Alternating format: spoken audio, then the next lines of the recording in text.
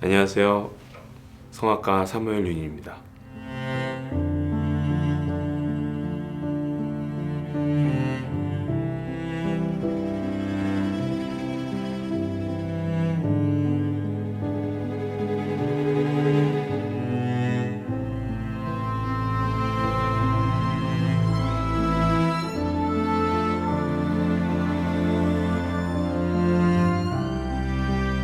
저한테는 이제 저의 삶 속에서 저희 나이하고도 좀 비슷한데 가을에 온 것 같아요.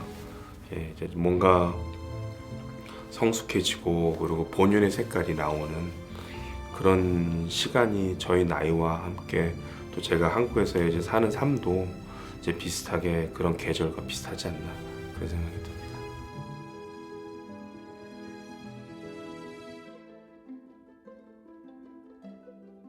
평안함? 제 마음속에 이제 세상적으로 바쁜 와중에서도 하나님께서 주시는 평안함으로 항상 말씀 묵상과 그리고 예전에 해왔던 것처럼 찬양하는 데서 기분을 잃지 않도록 항상 예전에 똑같이 하나님께서 주셨던 은혜대로 앞으로도 한국에서도 그렇게 살 수 있도록 하나님께서 저를 붙잡아 주시겠으면 좋겠다는 그런 기도를 하고 있습니다.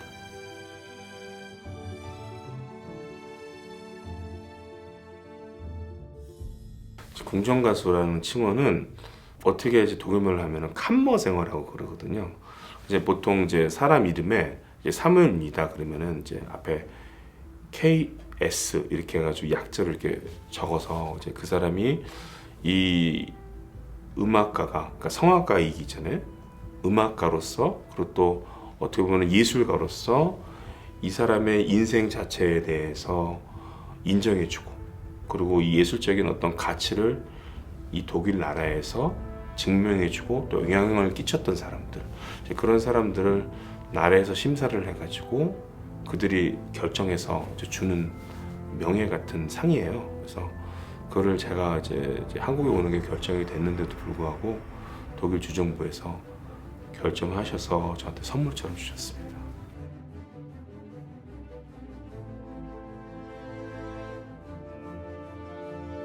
종신가수는 이제 한 극장의 솔리스트라는 개념으로 일을 할 때는 보통 1년이나 2년 단위로 계약을 연장을 하기 때문에 사실 이제 솔리스트라는 직업이 사실 이렇게 안전한 직업이 아니라 조금씩 연장을 해야 되다 보니까 항상 리스크가 있어요. 근데 이제 종신가수라는 개념은 그 2년, 3년짜리 이런 계약을 이제 다 뛰어넘어서 15년이 넘은 한 극장의 솔리스트로 15년이 넘은 성악가들한테 주어지는 이제 특권인 거죠. 그래서 65세가 될 때까지 한 극장에서 계속 이제 일하면서 살 수 있는 안정적인 직업을 갖게 되는 걸 의미합니다.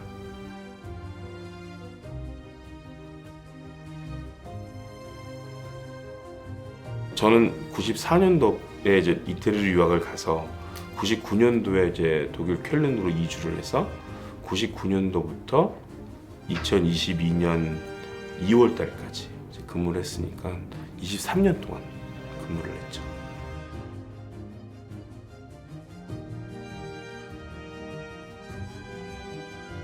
그게 제가 어떤 계획을 해가지고 오게 된 게 아니라 정말로 하나님께서 미리 아마 계획하셨던 그런 저를 통해서 이루시고자 하시는 어떤 그런 도구로서의 삶을 이어주시기 위해서 들어서 저를 이렇게 서울대로 옮기신 것 같아요.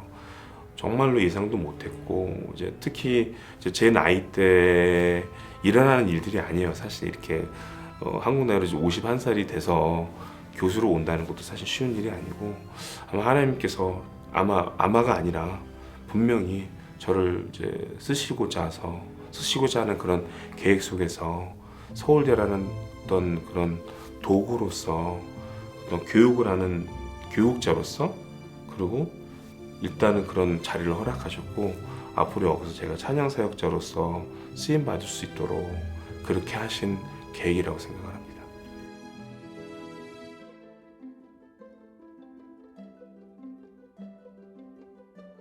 돌봄 사역은 저한테는 생명 같은 거였던 것 같아요. 그러니까 제가 저의 나아짐과 제가 올바로 설 수 있었던 거는 항상 제가 끊이지 않고 만났던 그런 소중한 만남들, 그 만남들 속에서 제가 받았던 은혜들, 그리고 오히려 제가 치유를 해주려고 했던 시간이 오히려 제가 치유를 받았던 그런 시간들, 그런 시간들이 오래 쌓이고 쌓여서 제가 사모님이 됐듯이 앞으로도 그 삶을 계속 이어나가고 싶은 마음입니다.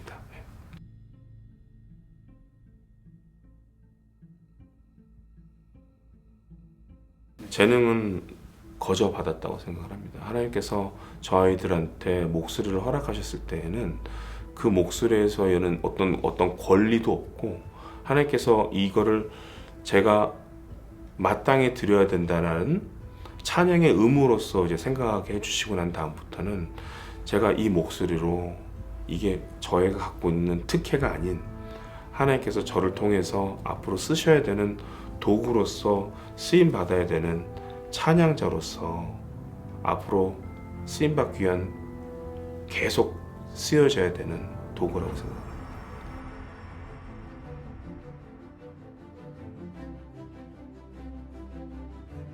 찬양의 무대 많죠. 저는 매주마다 찬양을 하러, 제가 등록교회가 없었던 이유가 매주마다 찬양을 다녔었기 때문에 그랬었거든요. 그렇기 때문에 어떤 교회는, 기억에 남는 교회 한 교회는 이렇게 딱 교회를 들어갔는데 이제 머리가 이렇게 닿는, 근데 그 교회는 교인 전체가 다 자폐 가정이었어요.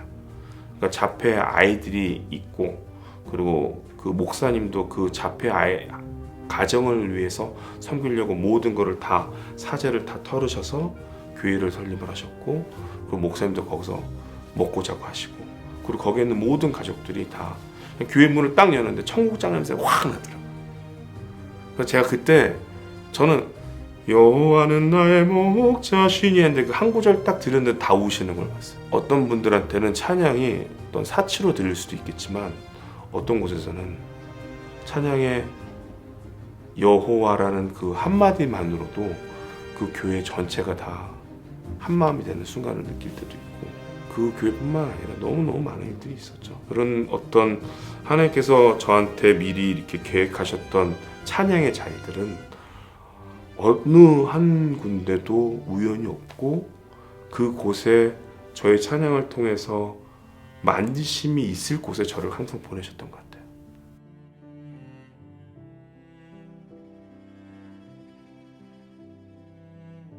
세상적인 기준으로 봤을 때 달란트가 없었음이 하나님의 기준의 달란트와는 다르다라는 것을 제가 직접 눈으로 목격하고, 그 형제가 하나님으로부터 귀한 쓰임을 받았을 때, 그 귀한 쓰임이 성악가로서의 쓰임이 아닐 수도 있고, 제가 가장 아끼는 부분은 어떤 부분이 있냐면은, 그렇게 하나님 앞에서 항상 서원하고 하나님 앞에서 귀하게 쓰임 받겠다 하는 정말 제가 아끼는 부부가 있어요. 그 형제는 지금 은행에서 경비원으로 일하고, 그리고 부인은 기간제 교사예요. 근데 그 부부는 세상에서 가장 밝고 하나님이 주신 가장 밝은 미소를 갖고 있어요. 그런 친구들을 만났을 때 제가 자극을 받습니다. 그러니까 세상적인 어떤 명예와 세상적인 어떤 성공이 하나님께서 보시는 쓰임하고는 또 다르다라는 거. 그리고 그런 거에 하나님께서 귀하게 쓰임 받는다는 것을 눈으로 보고 확인했을 때, 그리고 그 친구들이 세상적으로 힘들지만 하나님의 미소를 갖고 세상을 살아가고 있을 때, 그때 제가 제일 기쁜 것 같아요.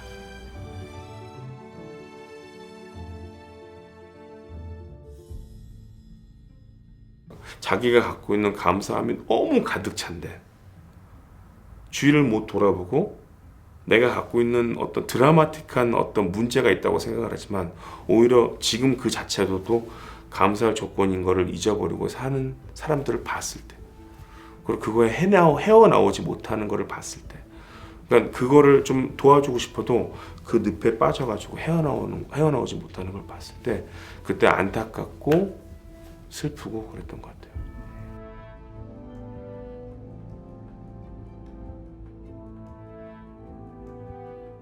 이게 저의 어떤 개인적인 어떤 희노애락이 사실 그렇게 많지 않습니다. 그게 중요하지 않다는 걸 제가 알았고요.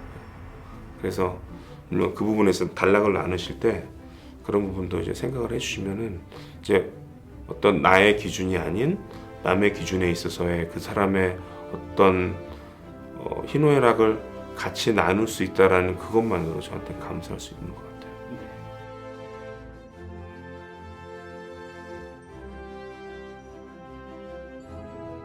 제가 찬양자로서 쓰임 받고 그리고 그걸로 인해서 저를 통해서 아픔이 씻어지고 그리고 치유가 되는 역사를 제가 눈으로 봤을 때는 그것만큼 기쁠 수가 없죠.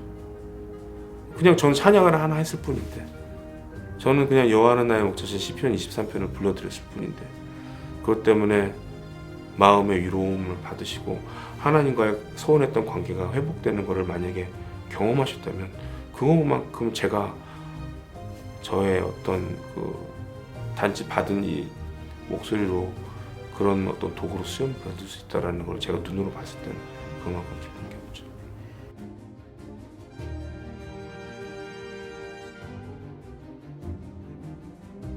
끊임없는 만남, 두려움이 없는 끊임없는 만남. 크리스찬은 두려움이 없어야 된다고 생각을 해요. 사람을 만날 때 개인적으로 갖고 있는 다 다른 사람들이 있잖아요. 근데 하나님께서 그런 걸 허락하시지 않았던 것 같아요. 이때까지 성경에 나오는 인물들을 보면 모세도 그랬고 아브라함도 그렇고 다윗은 어땠을까요? 정말 세상에 우리들이 겪지 못하는 모든 갈등들은 다 겪었던 인물들이잖아요. 근데 하나님께서 그런 걸 아심에도 불구하고 강권하셔서 일을 하게 만드셨고 부흥하게 만드셨고 전도하게 만드셨고 하나님의 의가 드러나게 하셨잖아요. 그럴 때 그 역사함은 저희들이 어떤 세상적인 어떤 저희의 어떤 계획과 기준이랑은 전혀 다르다라는 걸 알게 된 것 같아요.